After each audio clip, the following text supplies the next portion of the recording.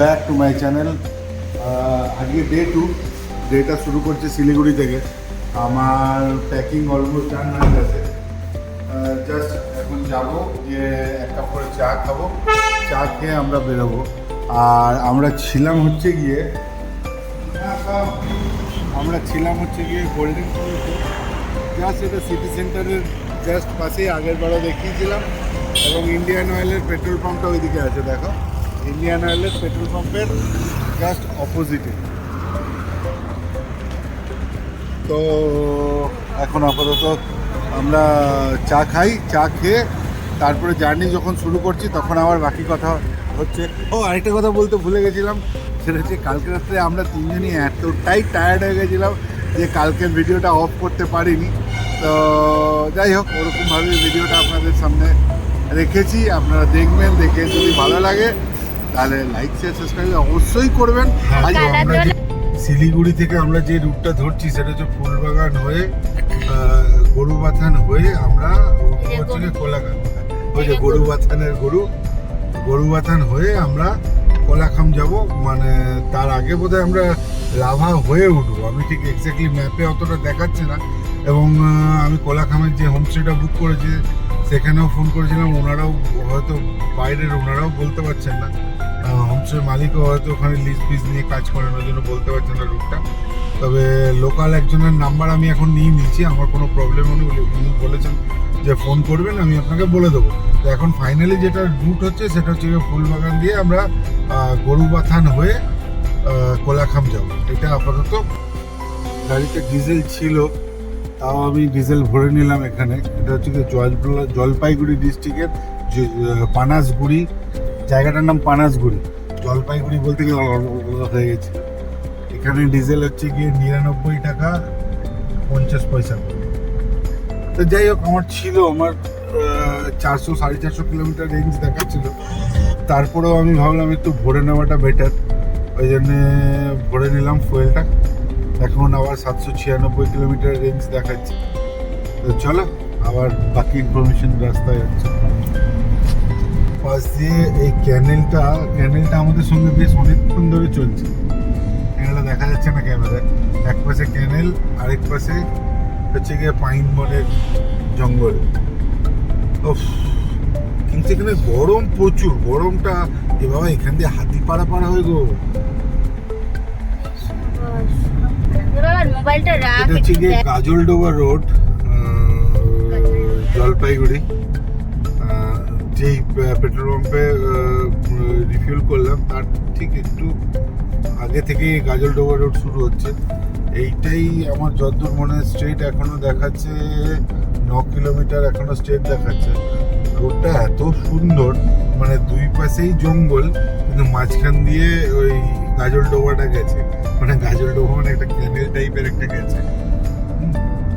রোডটা খুব অসাধারণ। এরকম রোড যদি আমরা থেকে পেতাম, চিত্তরঞ্জন থেকে আসার সময় পেতাম, তাহলে আমরা হয়তো 16 ঘন্টার জায়গায় 16 ঘন্টার আগে আমরা 14 ঘন্টায় ঢুকে গেছি। বলো, 4:30 ঢোকার কথা ছিল, 5:30 বেরিয়েছি, মানে 4টে বাড়ি থেকে বেরিয়েছি। 1 ঘন্টা এক্সট্রা হয়েছে, আমরা 13 ঘন্টার মধ্যে ঢুকে গেছি।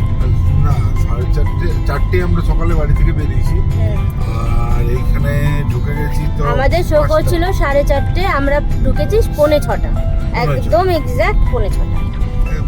মানে একদম গোল্ডেন প্যালেস যেখানে আমরা ছিলাম ওখানে ঢুকেছি 5:45, মানে একদম সুন্দর টাইম টু 1 ঘন্টার খালি একটু গ্যাপে আমরা ঢুকে গেছি। মাঝে যে তুমি টেনে দিলে না হাইওয়েতে, এর জন্যই মানে ব্যাপারটা ম্যানেজ হলো। এখানে একটু টানতে পারলাম, রাস্তা ভুল করে ওই দিক দিয়ে 4 চাকা নিয়ে একটু অসুবিধা হচ্ছিল।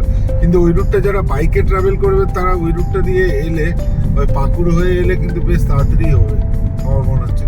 আর রোডটাও ভালো, মাঝখানে একটু কাজ হচ্ছে বলে। যাই হোক, যেই রোড ফেলে এসেছি সেই রোডের এখন আর আলোচনা না করে, কত সুন্দর এই পাইন বন আর এই রোডটা অসাধারণ লাগছে।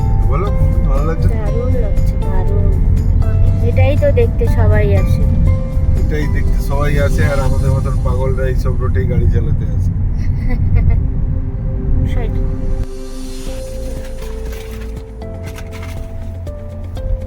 ভোরের আলো, the pride of north Bengal. Yes, north বেঙ্গলে আমরা প্রবেশ করছি। ওয়েলকাম টু কাজল বাড়িতে। কি লিখেছিল? জানি না কি ছিল। Welcome to Teesta bridge. এটা কি? এইটা তিস্তা নদীটা কি? তিস্তা নদীর এই অবস্থা? না না, কাজল ডোবা। ওটা কাজল ডোবা বললো, কাজল ডোবা। তিস্তা ব্রিজ লেখা আছে ওখানে। তিস্তা ব্রিজ আগে হবে তাহলে।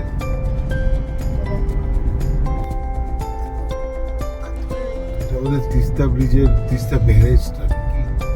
তাহলে কি এটা তিস্তা নদী? আমরা কি ভুল করছি কোথাও? তিস্তা নদী এইটুকু হবে কি? চওড়াটা তুমি দেখছো কতটা? এরকম বাঁধানো হবে না, এটা তিস্তা নদী নয়। তাহলে জানি না, আমার কিন্তু মনে এটা হয় তিস্তা ব্রিজ বলেছে। তাই তিস্তা ব্রিজ এটা নয়, তিস্তা ব্রিজ আগে আছে বাবু। To Teesta barrage. এটা হচ্ছে গিয়ে তিস্তা নদীতে গিয়ে আমরা মিশছি এবারে।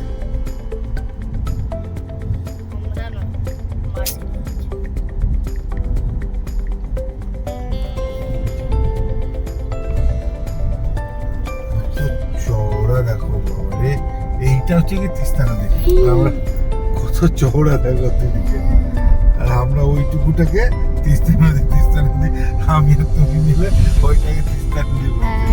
এটা হচ্ছে তিস্তা নদী।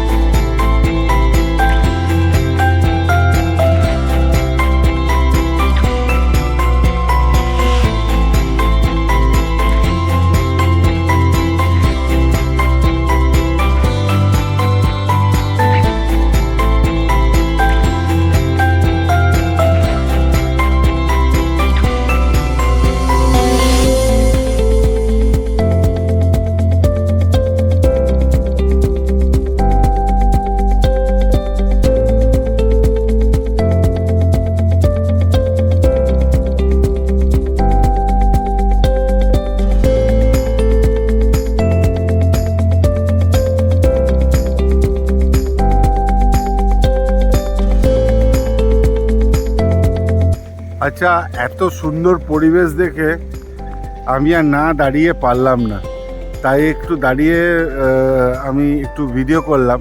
তার মধ্যে আমার সঙ্গে একটা ঘটনা ঘটে গেল। কীরকম ঘটনা ঘটলো আমি বলি। আমি হঠাৎ করে সেই পাখি ডাকার মতন কিচির কিচির কিচির কিচির কিচির আওয়াজ শুনতে পেলাম। বললাম বাহ, কি শান্ত পরিবেশ, এখানে নিশ্চয়ই পাখিরা পাখি ডাকবে। তারপরে দেখলাম কি বলুন তো, আমার পাশ দিয়ে যে পিক আপ ভ্যানটা গেল, ওর ইঞ্জিন থেকে বা কোথা থেকেও পাখির আওয়াজ কিচির কিচির করে বেরোচ্ছে। এই যে ম্যাডাম, কিছু বলবেন আপনি? কি বলবো, জাস্ট এই জায়গাটা এত সুন্দর লাগছে। আর সত্যি মানে নিজেরা ড্রাইভ করে না আসলে না এইসব জায়গায় দাঁড়ানোও যায় না আর এনজয়ও করা যায় না। তো মাস্ট যারা পারবে নিশ্চয়ই ড্রাইভ করে আসবে এই জায়গাটাতে। কি সুন্দর জায়গা। এত বড় বড় চাগুলো কি তুলবে? এগুলো চাটা ছাটাই মাটাই করে এখন রেডি করছে। কিন্তু আমার মনে হলো মাথায় টুকুস টুকুস করে তুললো না, আমি যতদূর জানি চা তো তোলে কচি পাতাগুলো তোলে। হ্যাঁ, কচি পাতা তোলে। এই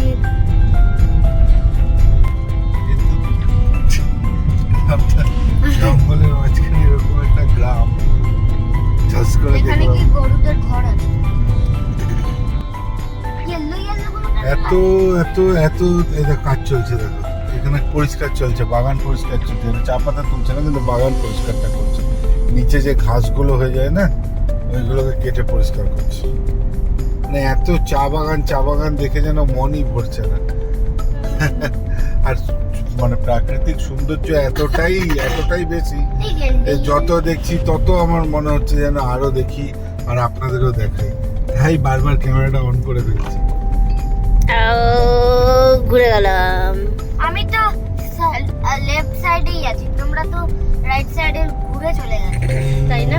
আমরা যেখানে এলাম এখান থেকে লাভা এখনো 41 কিলোমিটার, আর এদিকে হচ্ছে গরুবাথান 1 কিলোমিটার, মানে চলে এলাম প্রায়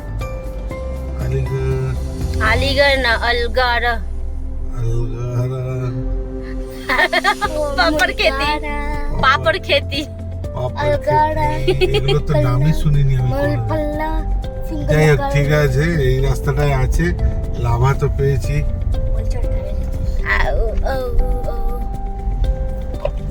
এই হচ্ছে রাস্তার পরিস্থিতি, পুরো জিগজ্যাগ রাস্তা, চারিদিকে ভিউ পয়েন্ট, আর আমরা চলেছি মেঘের দেশে পাহাড় চিড়ে। চিড়ে, ও কত চিড়ে আসছিল গো। ওইখানে মেঘটার এটার উপরে দেখো, এখানে এটা মনিস্ট্রি কিছু একটা, দেখো মনিস্ট্রি।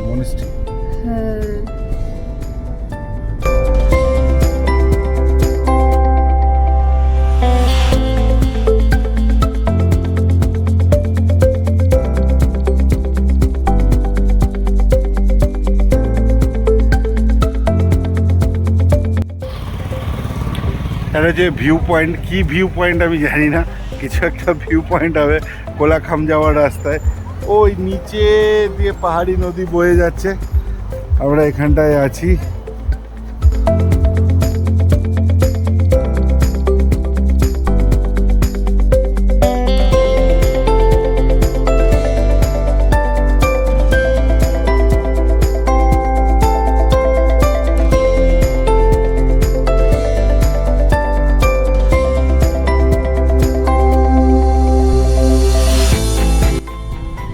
স্বপ্ন ছিল বরফ পড়বে, আমি হয় বাইক চালাবো নয় গাড়ি চালাবো পাহাড়ে।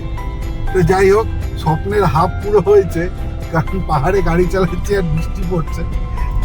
তো ঠিক আছে, হাফ তো পূরণ হলো। এখানে কখনো বরফ পড়ে?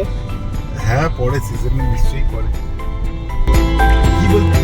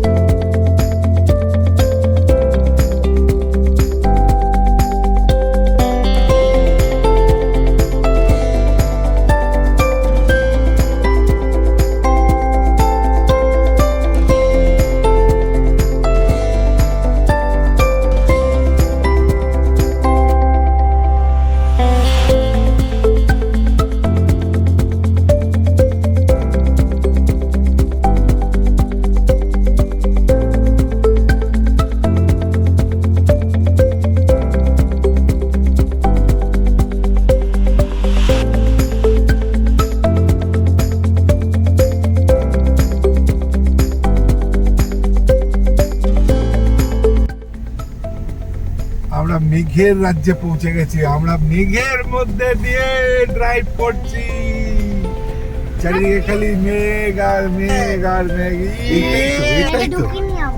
এইটাই তো, আর কি চাই?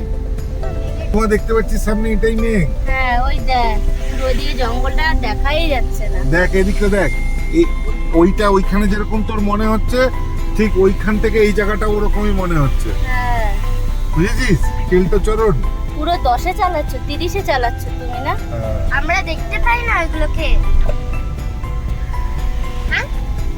হ্যাঁ, না আমরা কাছে এলে দেখতে পাবো না তো, দূর থেকে দেখা যায়। দূর থেকে দেখা যায়।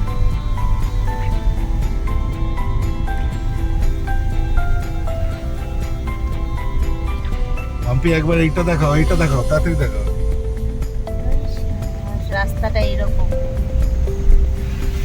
আমরা এই রাস্তাটা দিয়ে যাচ্ছি। এখানেই তো পুরো একদম ইউ শেপে, ভি শেপে একটা কিন্তু টার্নিং পয়েন্ট আছে, বুঝলে?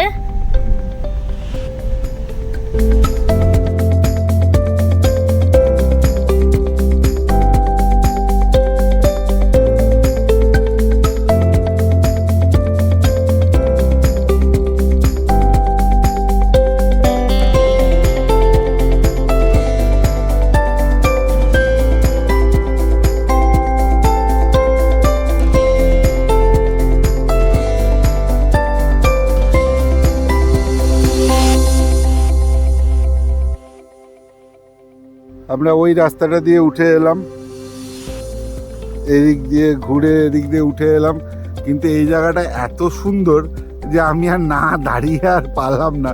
যদিও হোমস্টে থেকে ফোন করছে তাড়াতাড়ি আসতে, লাঞ্চের জন্য দেরি হয়ে যাবে, কিন্তু এত সুন্দর জায়গা না দাঁড়িয়ে পারা যায় বলুন তো? থাক, লাঞ্চ যদি না হয় করবো না, কি আছে।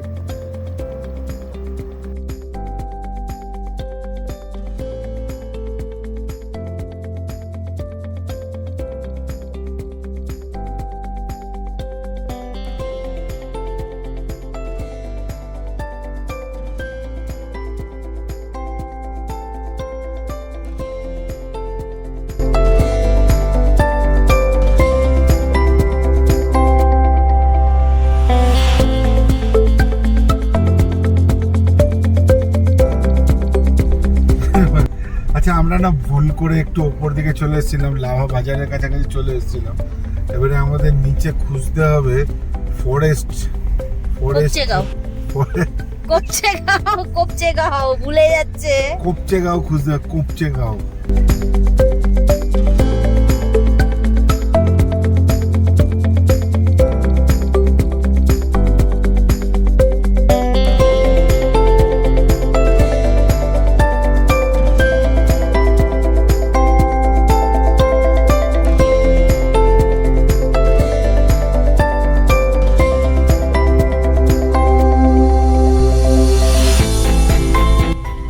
এইটা ये है कोलाखाम।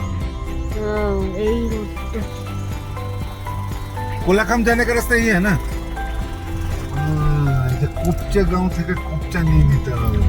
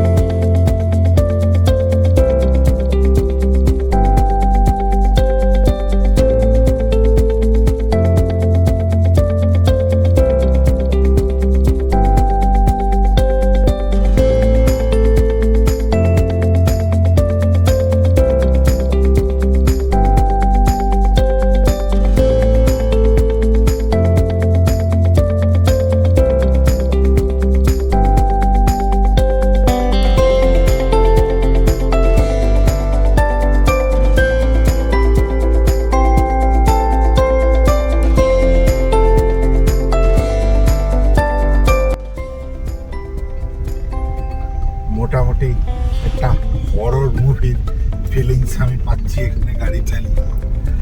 রাস্তার অবস্থা 5 কিলোমিটার অত্যন্ত খারাপ।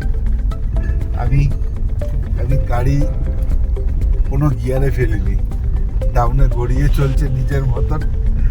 আমি খালি ওই ট্রাকশন কন্ট্রোল আর ট্রাকশন ডিকি ডিফেন্ডার না কিছু একটা, ওটার উচ্চারণটা আমি ঠিক করতে পারছি না, ওই দুটো অন করে দিয়েছি। আর মাঝে মাঝে পুচুক পুচুক করে ব্রেক মারছি। গাড়ি নিজেই আমাকে নিয়ে চলেছে কোলাখামের পথে,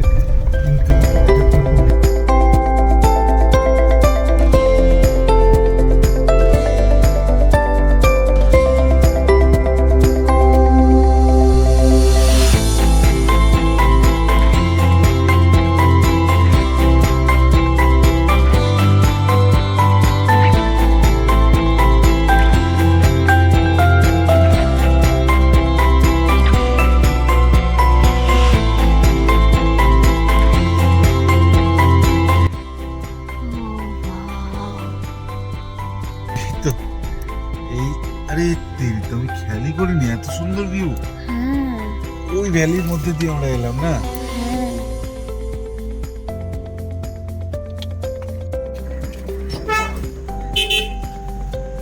শোনো না, আগে আমরা খেয়ে নি, ওর ছেলেটা খুব জোর খিদে পেয়েছে। খেয়ে নি, তারপর অন্য কোনো কথা। ফাইনালি আমরা কোলাখামে এসে পৌঁছে গেছি। কোলাখামের এটা হচ্ছে সাইলেন্ট ভ্যালি রিসর্ট। এই পুরোটাই সাইলেন্ট ভ্যালি রিসর্ট। তো আমরা যে রুমটাতে আছি সেটা এই রুমটা, আমি রুমটা পরে দেখাবো আপনাদের। এখন আমি কোলাখামের যে সাইলেন্ট ভ্যালি রিসর্টে আছি তার নাম্বারগুলো আমি আপনাদের দেখিয়ে দিলাম, এগুলো শেয়ার করে নিতে পারেন, দেখে নিতে পারেন। স্ক্রিনশট নিয়ে যদি কোনো দিন আসার ইচ্ছে থাকে তাহলে এখানে ইয়ে করতে পারেন, যোগাযোগ করে নিতে পারেন। সে ব্যাপার। সন্ধ্যেবেলার পর এই হোমস্টেগুলোতে আর করার কিছুই থাকে না, মানে ওই ঘরে বসে গল্পগুজব করে সময় কাটানো। কিন্তু সন্ধে হওয়ার আগে, মানে যে সময়টাতে সূর্য ডুবে যায় কিন্তু সূর্যের আলো রয়ে গেছে, আর সেই জায়গায় আমার হোমস্টে, যে হোমস্টেতে আমি আছি, সেই হোমস্টের ব্যালকনি থেকে ভিউটা আপনাদের একবার দেখাতে চাই। কি অসাধারণ শান্তির পরিবেশ, যেখানে মানে ব্যালকনিতে আপনি বসেই পাখির ডাক, ব্যাঙের কোরাস, আরো অনেক রকম জীবজন্তুর ক্যাঁকো কুপা মিলিয়ে এত একটা সুন্দর অনবদ্য পরিবেশ, একটা সাউন্ড তৈরি হয়েছে যে বলার নেই। মানে কারোর যদি মনে হয় যে শান্তিতে একটা রাত্রি কাটাবে কোথাও, তো অবশ্যই কোলাখামে এসে কাটাতে পারে।